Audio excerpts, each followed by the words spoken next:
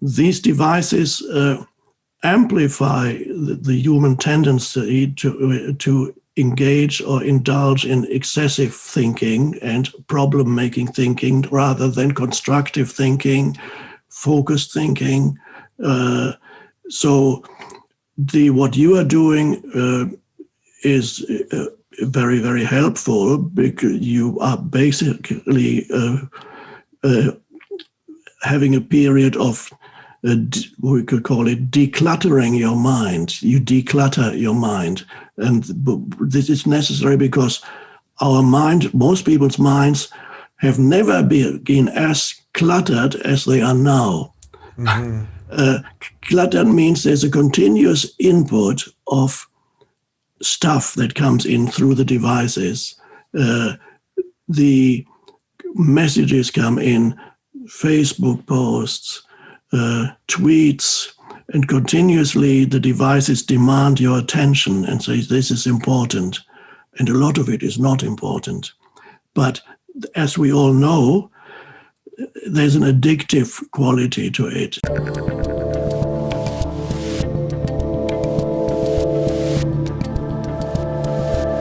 First off, of course, it's going to help people, but really you're describing my own personal journey almost to a T, and you're actually also describing why this will be my 5th year doing this off-the-grid August situation, because it was on the first one where I was sitting on a beach, and David kept saying to me for days, why aren't you reading a book? Why aren't you just sitting and staring at the ocean? And I said, that's actually what I need right now. And it was truly in that moment when the thought popped into my mind that I'm not an atheist. And I would say in the 5 years since then have been the most sort of rewarding and enriching and full years that I've had on this planet. So I wonder, to connect that to what I'm doing with this month, I suppose someone like you kind of digs something like this, the idea that someone could put down the devices. And I wonder, what do you think just in general about a world that is so obsessively connected to other people's thoughts all day long? Yes, that's good. So this excessive identification with thinking and overthinking, excessive thinking had been there for a long time, long before we came up with these devices. But these devices amplify the human tendency to engage or indulge in excessive thinking and problem-making thinking rather than constructive thinking, focused thinking. So what you are doing is very, very helpful, because you are basically having a period of, we could call it decluttering your mind. You declutter your mind. And this is necessary because our mind, most people's minds, have never been as cluttered as they are now. Mm-hmm.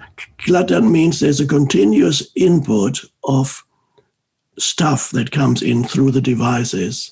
The messages come in, Facebook posts, tweets, and continuously the devices demand your attention and say, this is important.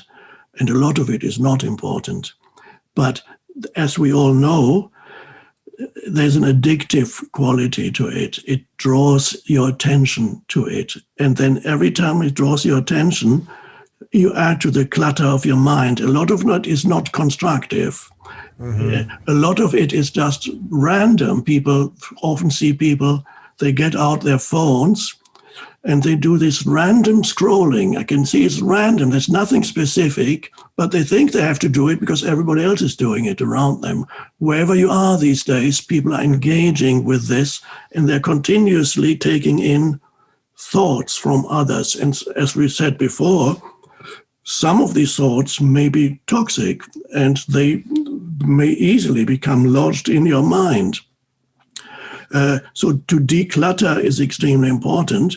And you can see if you even just not using a device for a day, for many people is very, very hard. And some think they can do it, but they can't. So they are truly addicted. Now, when you declutter your mind, first of all, you put down your phone. You don't use it. Not everybody can do it for whole months like you. Of course, of course. But I recommend to everybody to have certain periods of time when they do not engage. So, for example, in your bedroom might be a good place to start for not engaging with any device. Certain periods of time when you go out into nature, be there rather than carry that thing, and every time it makes a noise, you still look up, and you still, even while you're surrounded by beauty and aliveness, you're still engaging with this. Or everything that you are looking at is an opportunity for an Instagram post, and you're just looking, look, I'm here now, me here, me there, and then you send it out. So you never again become completely trapped in the mind. More than even with these devices, I'm very concerned about youngsters these days who grow up with them.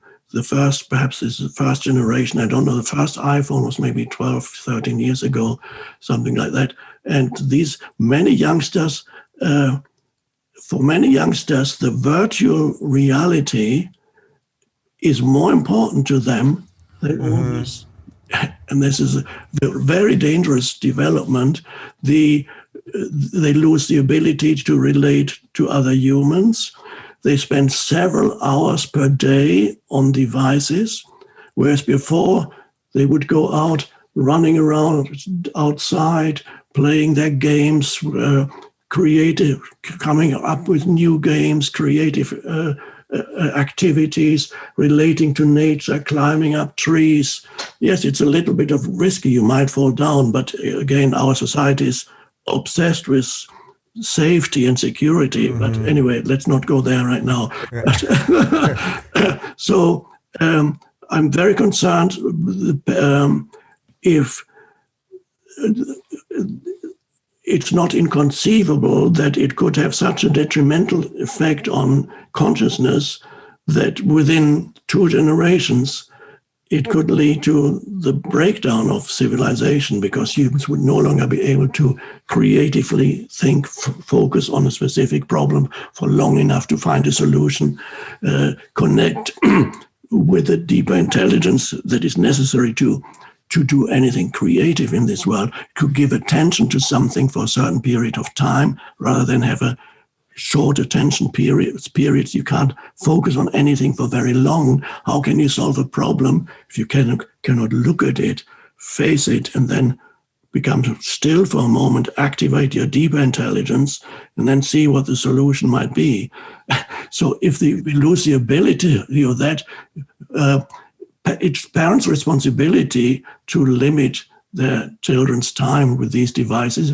And I would suggest periodically take them out into nature without these things, so that they don't lose their ability to connect with nature. It's so important to connect with nature, because you find sanity there. That was my saving thing when I was a child. I would get on my bike. I was very unhappy in my home environment. It was very dysfunctional. My parents couldn't help it. They were just in the grip of dysfunction, and their parents had been in the grip of dysfunction. And so I would get on my bike, go out into nature, like a 15-minute bike ride, not magnificent, fantastic nature, just normal fields, groves of trees. And there I would suddenly get off my bike and say, but I didn't have any devices to distract me. There weren't any. I would actually be there and look. And I would often say to myself, this will always be here. I didn't know what that meant. I could feel that nature was more important than the man-made world, the human-made world. The human-made world for me was a very unhappy one. And the natural world was where I found liberation whenever I went there. But if I had these phones, I would have carried that with me and probably no longer be able to really relate to it. If you're looking for more honest and thoughtful conversations about spirituality instead of nonstop yelling, check out our spirituality playlist. And if you want to watch full interviews on a variety of topics, check out our full episode playlist. They're all right over here. And to get notified of all future videos, be sure to subscribe and click the notification bell.